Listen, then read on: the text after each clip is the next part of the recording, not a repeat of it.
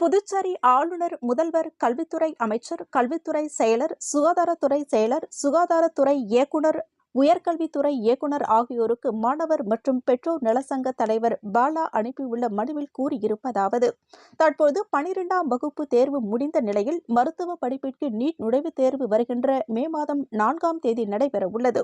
இதேபோல் பொறியியல் படிப்பிற்கு நுழைவுத் தேர்வு நடைபெறவுள்ளது. எனவே கல்வித்துறை, சுகாதாரத்துறை மற்றும் சென்டாக் அமைப்பு மாணவர் சேர்க்கைக்காக சட்ட வழிகாட்டு நெறிமுறைகளை தகவல் சிற்றேடு தற்போது அமைத்திட வேண்டும்.